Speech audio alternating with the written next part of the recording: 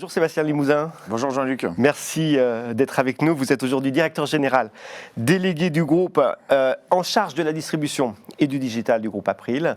On est heureux de vous avoir avec nous. Nous allons parler ensemble de la relation client dans le secteur de l'assurance, bien sûr. Aujourd'hui, les enjeux liés à la performance de la relation client sont plus que jamais stratégiques, tant pour les entreprises au sens large que pour le secteur de l'assurance, bien évidemment. Dans ce monde en transformation rapide, faut-il simplement améliorer la relation client, la transformer ou la repenser? On va en parler ensemble, nous allons un peu explorer à travers votre regard, vos convictions et vos projections sur l'avenir. Pour introduire cet échange entre nous, Sébastien Limousin, commençons par vous, votre métier, votre entreprise. Alors, si on commence par le groupe April, donc nous sommes spécialistes de la distribution d'assurances et de solutions d'investissement.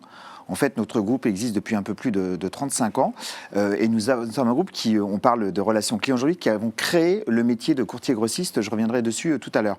On travaille sur 4 grandes lignes de business. Nous avons en assurance l'assurance de personnes, donc tout ce qui touche à la santé, à l'épargne, à l'emprunt et à la prévoyance.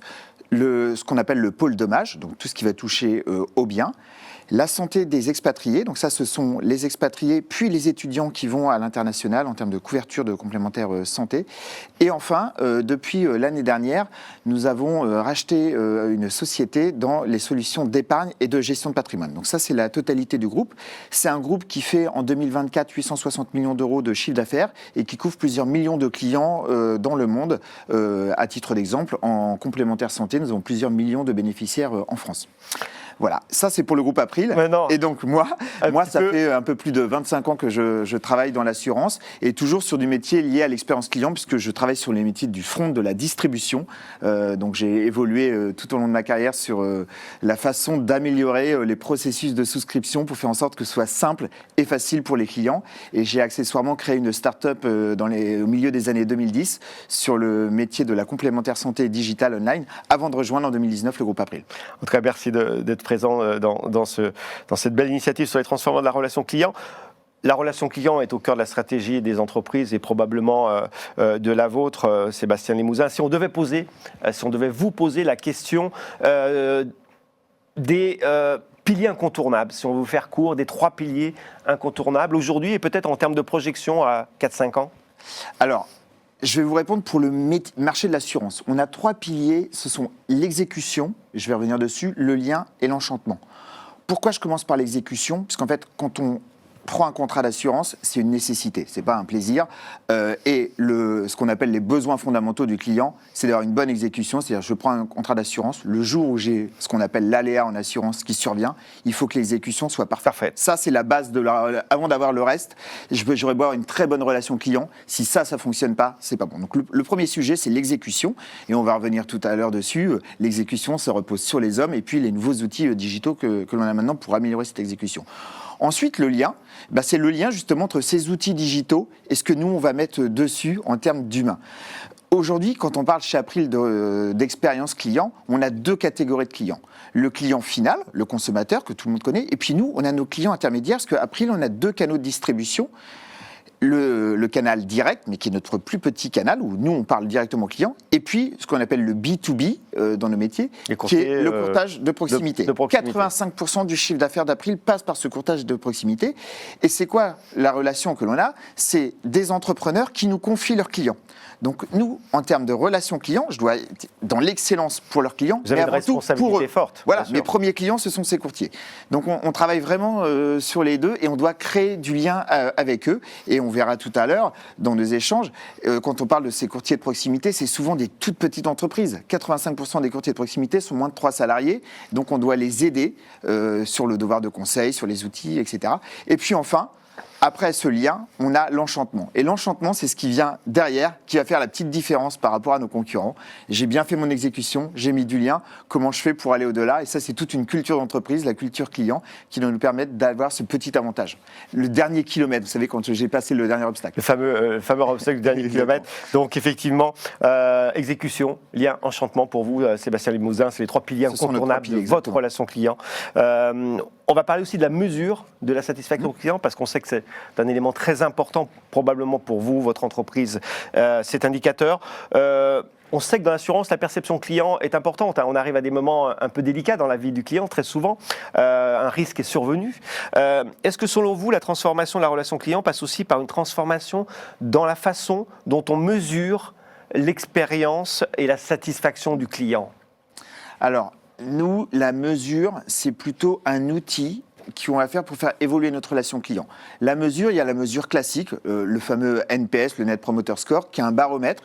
Et nous, on s'en sert vraiment, cette mesure-là, ce qui est le premier outil, on s'en sert comme une boussole. C'est-à-dire que ce n'est pas un outil de communication à l'extérieur, etc. C'est juste pour voir si globalement les choses évoluent. Et c'est un indicateur qu'on va mesurer 2 fois par an auprès de nos 2 typologies de clients, mes courtiers que j'ai évoqués tout à l'heure, et puis mes clients finaux. C'est un bon indicateur, mais à lui seul, il ne suffit pas. Je vais vous donner une petite illustration concrète. Vous prenez le marché de la santé individuelle, qui est un peu atypique en assurance, que la santé individuelle, c'est un peu un bien de consommation. Tout à l'heure, je parlais d'aléas en assurance. Voilà, la santé, il y a vraiment de la fréquence, etc. J'aurais beau être excellent dans toute ma relation client, que ce soit avec mes partenaires courtiers ou avec les assurés, si j'ai une augmentation de tarif de 10% à la fin de l'année, mon NPS ne va pas être bon. Tout simplement, c'est un bien de consommation, voilà. Donc, en fait, à ce NPS qui est un baromètre, je dois associer différents outils de mesure. Et nous, on fait, comme d'autres groupes, ce qu'on appelle des enquêtes à chaud, des enquêtes à tiède et puis du picking. Ça sert à quoi? Ça sert à améliorer mes processus. Je vais vous donner un exemple. J'ai un pain point qui va arriver sur un irritant sur un certain marché. Qu'est-ce que l'on va faire? On se rend compte qu'on a des remontées de nos gestionnaires. Donc, on fait beaucoup travailler nos gestionnaires. Les gestionnaires, c'est la plus forte population dans l'effectif d'April. Et donc, on n'a pas une approche top-down, mais plutôt bottom-up. Donc, on les fait travailler, on travaille avec nos clients. Et quand on a un pain point, on fait ces fameuses enquêtes à chaud. Donc, on fait interagir le client suite à un appel, suite à une interaction avec un outil digital pour améliorer nos processus. Et c'est vraiment ça, c'est tous ces nouveaux dispositifs qui vont compléter ce fameux NPS. Et puis, à ça, vous ajoutez la technologie. Je vais vous donner un exemple. Quand on fait de la distribution directe, les 15% de notre activité dont je parlais tout à l'heure, on va former des conseillers au téléphone. Ces conseillers, ils ont des objectifs et puis on va suivre leur discours. Jusqu'à il y a quelques mois, on avait des personnes qui réécoutaient des ventes, ça prenait jusqu'à 30 minutes, et puis ensuite, on faisait des actions de coaching. Maintenant, avec les outils d'IA, tout ceci est fait directement en temps réel. Qu'est-ce qui se passe pour nos équipes? Tout ce gain de temps des 30 minutes, ça a été fait par des outils. Et puis derrière, on peut mettre plus d'actions, de coaching, etc. Et ça nous sert également pour les enquêtes. Et demain, pour anticiper, si on se projette à 4-5 ans, tous ces outils vont nous permettre d'améliorer encore et d'annuler tous ces irritants? Alors, annuler les irritants, je ne suis pas sûr que ce soit l'objectif des outils. Par contre, de les identifier beaucoup plus rapidement et d'être beaucoup plus réactif. Ça, c'est ce qu'on fait déjà aujourd'hui, et demain d'être proactif, puisqu'en fait, avec ces outils, vous rajoutez la data, et en fonction des profils de clients, des communautés, on arrive à anticiper beaucoup plus les choses. On va regarder du côté des parcours clients. On va zoomer un petit peu sur le parcours client eux-mêmes. Quels sont, selon vous, les points saillants, bien sûr, dans le secteur de l'assurance, les points saillants de leur transformation ces dernières années, et en termes de projection? Alors, sur les dernières années, donc nous sommes une boîte, vous l'avez compris, un groupe de distribution. Et donc, on a vraiment fait évoluer les parcours clients. Si on revient 10 à 15 ans en arrière, moi, j'avais coutume de dire que les parcours clients étaient le reflet de la complexité de nos services informatiques. On avait des parcours qui étaient complexes et en fait, on faisait des parcours en fonction de nos outils de back-office. Qu'est-ce qui a évolué vraiment les 15 dernières années? C'est les usages. J'ai coutume de dire, encore une fois, dans l'assurance, nos clients, avant d'être clients d'assurance, ils sont clients Netflix, ils sont clients d'outils, de plateformes qui sont très digitales et qui se sont adaptés à leurs usages. Donc nous, on a fait exactement la même chose. Si je prends l'exemple du groupe April, début des années 2020, on a regardé ce qui se faisait dans d'autres secteurs qui étaient beaucoup plus en avance sur le e-commerce que le secteur de l'assurance. Et donc, on a fait quoi? On allait chercher des agences de communication qui n'étaient pas spécialisées d'assurance pour refondre tous nos parcours de souscription pour les clients, donc vraiment dédiés à la simplicité et à l'efficacité. Et on a fait la même chose pour nos courtiers. Vous m'avez déjà entendu en parler, on a créé un hub digital qui s'appelle Aprilix. Et ce hub digital, il nous a permis d'avoir des équipes qui travaillaient en co-construction avec nos partenaires courtiers sur des nouveaux parcours beaucoup plus simples.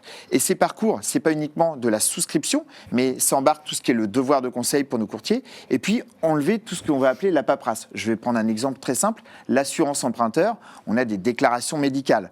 Donc il y a des choses qu'on ne va pas changer qui sont avec des médecins, mais tout ce qu'on a pu faire en ligne, ou au téléphone, on l'a fait de façon beaucoup plus simple pour éliminer le papier.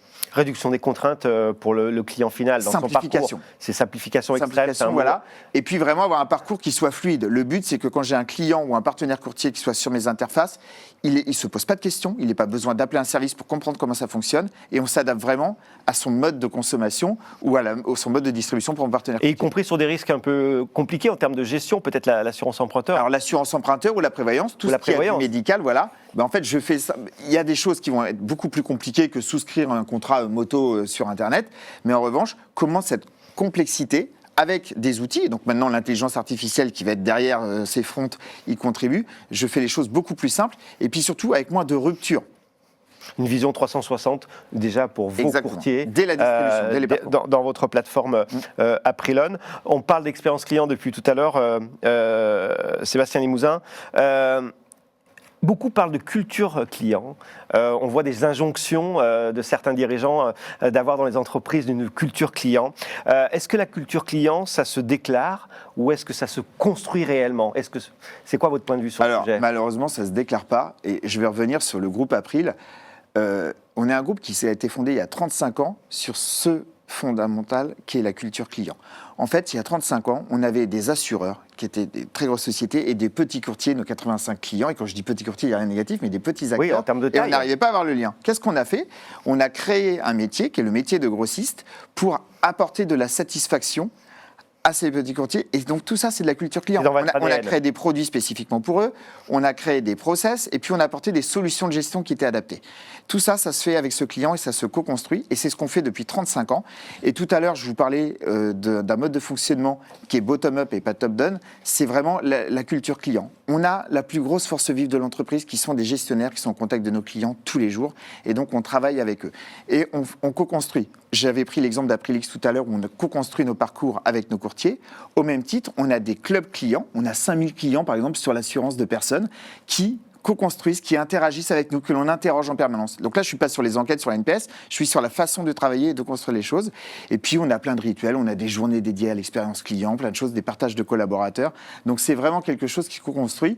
Et une autre illustration, on vient de faire notre nouveau plan stratégique 2024-2028 qui a été présenté l'année dernière. On a 4 piliers. Le 4e pilier est l'enchantement client. Et c'est l'illustration de la culture client d'April. Ça fait sens, comme vous le disiez. Alors, vous avez parlé du lien tout à l'heure, Sébastien Limousin. Vous avez insisté sur l'importance du lien après l'exécution. Hein. Tout à fait. C'est un de vos piliers majeurs.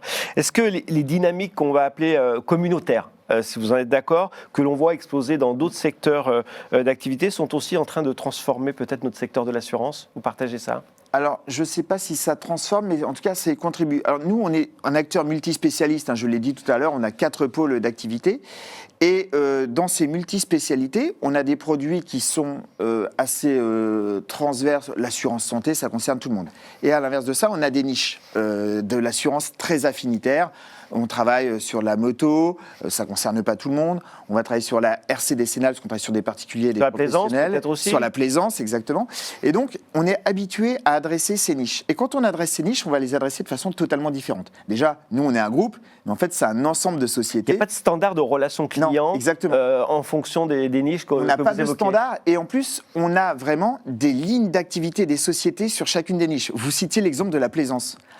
April, le siège social est à Lyon. April Plaisance, ils sont au Sable d'Olonne. C'est une entreprise qui est dans son écosystème et qui va créer une application April Plaisance qui ne va pas être avec les mêmes personnes qui vont travailler sur cette application que les personnes qui vont travailler sur la santé internationale. La santé internationale, c'est une autre niche, c'est une communauté. Quand je distribue de l'assurance santé internationale à des expatriés, je vais travailler sur des blogs. À l'inverse, quand je suis sur la moto, on a un réseau social avec lequel on est très très en lien, très partenaire, qui s'appelle le Repère des motards. C'est pas du tout les mêmes équipes qui travaillent dessus, qui vont appréhender les choses.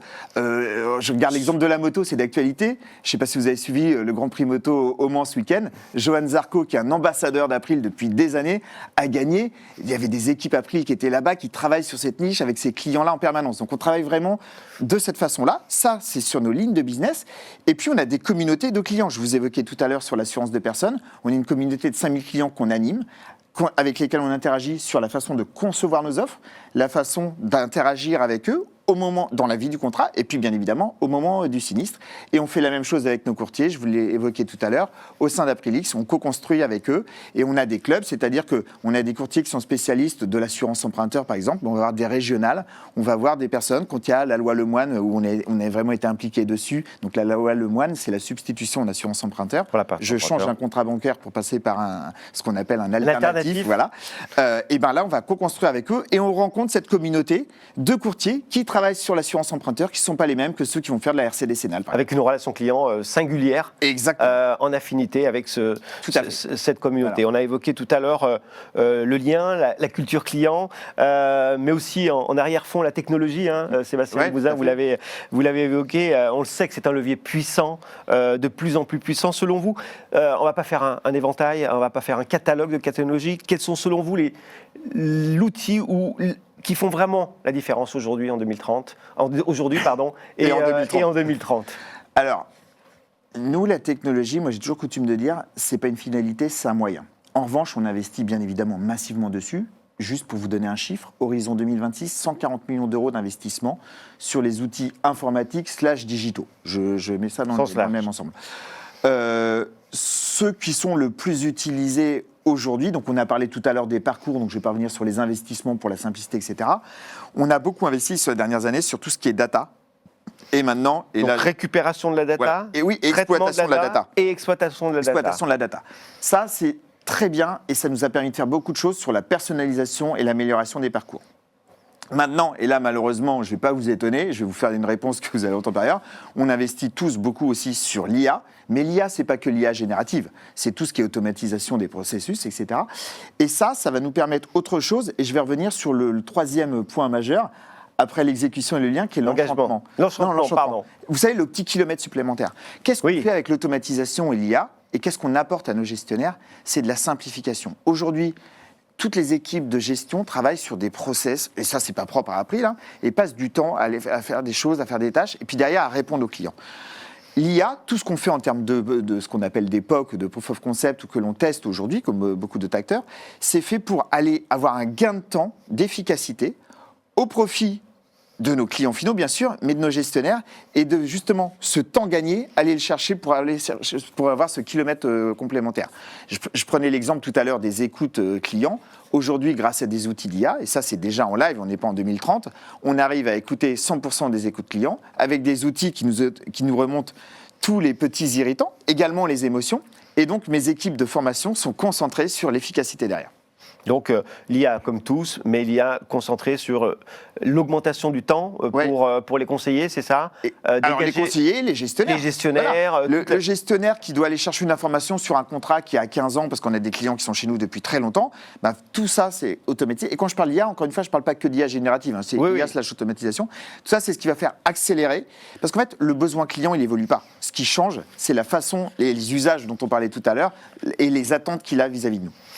On parle aussi du client depuis tout à l'heure. Le client a peut-être besoin d'avoir confiance, peut-être dans son interlocuteur, le courtier de proximité ou la marque que vous représentez. Est-il utopique aujourd'hui, en 2025, et peut-être dans l'avenir, de penser qu'il faudrait une relation client fondée sur la confiance, mais une confiance réciproque, c'est-à-dire la confiance de l'assureur vis-à-vis de son assuré et réciproquement la confiance de l'assuré vis-à-vis de son assureur? Qu'est-ce que vous en pensez? Alors oui, et c'est compliqué parce qu'en fait, à chaque fois qu'on parle d'assurance, on a toujours cette image qui est en tout cas vis-à-vis du client, assureur, voleur, etc. Donc on n'est pas le secteur qui a historiquement la meilleure relation de confiance.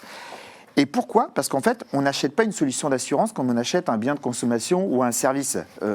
Vous vous dites pas le matin, tiens, je vais faire un contrat d'assurance. En revanche, cet été, je vais faire quoi? Je vais aller à l'étranger. Tiens, mon fils, je vais faire quoi pour le faire plaisir? Je vais lui acheter une moto parce qu'il a et derrière, vous avez une nécessité qui est le contrat d'assurance. Donc en fait, nous, on est une nécessité. Et c'est là-dessus qu'on doit établir la relation de confiance avec les différentes parties, on va revenir dessus, parce qu'en fait, cette nécessité, c'est obligatoire, mais c'est ce qui va faire en sorte que vous avez un pépin, qu'on est là pour que ce plaisir que vous avez eu au moment du voyage, au moment d'acheter un bien, ça ne se transforme pas en une mauvaise expérience. Et donc, qu'est-ce qu'on fait pour ça? Nous, on est déjà sur une relation qui est tripartite. C'est-à-dire que, enfin, même quadripartite. J'ai le client final, j'ai l'assureur qui va apporter le risque, moi qui distribue, et un intermédiaire qui est le courtier. Donc cette relation, il faut qu'on la travaille pour que ce soit le plus fluide possible et qu'on apporte tous ce service aux clients. Et donc comment ça se construit ? Avec ce fameux lien que l'on a évoqué tout à l'heure, et je vais rester sur l'exemple des expatriés et des communautés. Quand je suis expatrié, je pars à l'autre bout du monde. Je vais par exemple aux États-Unis où la médecine est très chère. Je me retrouve confronté à un problème de santé, sans que ce soit très grave. La santé, je vous l'ai évoqué tout à l'heure, c'est peut-être un bien de consommation, etc. Je ne sais pas quel réseau aller voir, etc. J'ai aujourd'hui une application avec April qui me permet en temps réel d'être dirigé vers le meilleur praticien, d'avoir une carte qu'on appelle EasyCard, où on a été primé l'année dernière pour ça, qui fait que je n'avance rien du tout. En fonction de mon contrat, je vais voir un praticien sur lequel j'aurais été orienté et ma carte fait que je n'ai pas besoin. Donc en fait, je sors de mon environnement naturel parce que je suis dans un pays que je viens de découvrir si je suis un nouvel expatrié. Et nous, notre rôle, c'est d'avoir ce sentiment de confiance. On a bien distribué, on a expliqué au début. Et quand je suis dans cet aléa, tout se passe au mieux possible, simplicité, efficacité et immédiateté. Transparence et confiance également pour terminer cet échange, Sébastien Limousin, vis-à-vis des courtiers de proximité et vis-à-vis des clients finaux. Alors, vis-à-vis des courtiers de proximité, notre rôle, c'est de leur assurer que leurs clients, parce que ce ne sont pas nos clients, ce sont leurs clients, ils vont avoir la promesse qu'on leur a fournie, parce que sinon ils vont perdre leurs clients. Donc on les aide sur le devoir de conseil, tous les outils, les services que je viens à côté, le dernier kilomètre, l'enchantement, et puis sur la durée. C'est-à-dire que quand on voit un contrat qui vaut 100, il ne faut pas faire en sorte qu'il ne vaille pas 120 l'année dernière. On les accompagne, on les forme et on leur apporte des outils. Je parlais tout à l'heure de petits cabinets de courtage, 85% ou moins de 3 salariés. Ils ne peuvent pas investir comme nous dans le digital. Je vais vous donner un exemple. Il y a un outil de CRM qui est mondialement connu qui s'appelle Salesforce. On a un réseau de 17 000 courtiers qu'on a doté de solutions Salesforce, pris en charge par April, pour les aider dans leur relation client, l'accompagnement. Et à travers tout ça, vous allez retrouver la transparence et la confiance. Sébastien Limousin, on a terminé cette conversation. Mille merci de votre présence dans nos studios. Vous êtes, je le rappelle, directeur général délégué du groupe April et en charge de la distribution et du digital. Vous avez livré votre vision, vos convictions. C'était vraiment très intéressant. On a vraiment été heureux d'avoir votre témoignage. Merci. Merci à vous.